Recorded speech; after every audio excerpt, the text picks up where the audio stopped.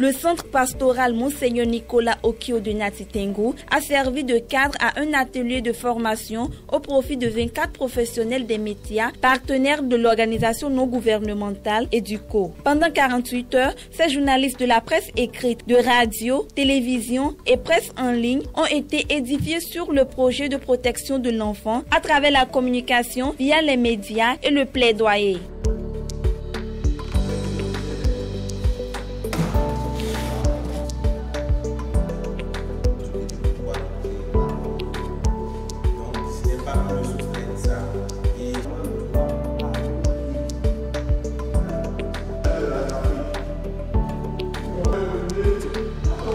Mise en œuvre par EDUCO Bénin et cofinancée par UNICEF et bien entendu par EDUCO. Gildas Aïté Blonou, chargé de ce projet, revient ici sur les objectifs de cet atelier et sur le bien fondé du projet.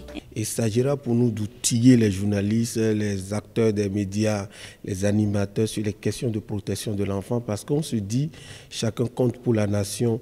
Les journalistes sont des vecteurs d'information. Lorsqu'on arrive à toucher ces journalistes, nous pourrons également toucher la population pour l'atteinte de nos objectifs en matière de promotion des droits des enfants. Il va être appuyé par la coordonnatrice du programme EDUCO Bénin. Aujourd'hui, à l'étape de Nati Tengu, nous venons encore pour renforcer les capacités, pour rappeler peut-être les notions qui n'avaient pas été bien comprises ou celles qui avaient été comprises mais pour lesquelles on n'avait pas eu suffisamment d'éléments pour vraiment les implémenter. C'est important que vous soyez renforcés sur les droits de l'enfant, la promotion de l'enfant parce que vous êtes un pouvoir non négligeable dans la République.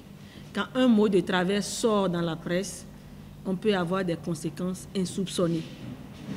Quand la situation d'un enfant est traitée sans faire attention aux politiques de sauvegarde, on peut détruire la vie d'un enfant.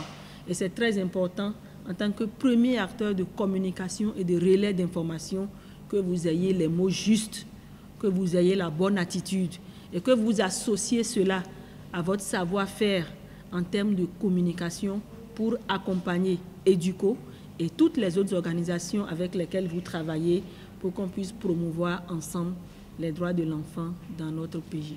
Ces journalistes venus essentiellement des zones d'intervention du projet ont été entretenus sur les droits de l'enfant, la politique de sauvegarde et la protection de l'enfant, sans oublier les lois, accords régionaux et internationaux relatifs à la protection des enfants. Quelques journalistes se sont prononcés au thème de cet atelier.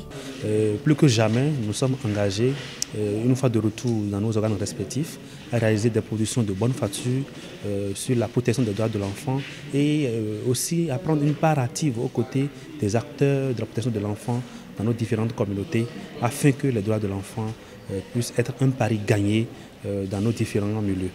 Maintenant, après cette formation, j'ai pris un engagement. Désormais, je vais me corriger pour pouvoir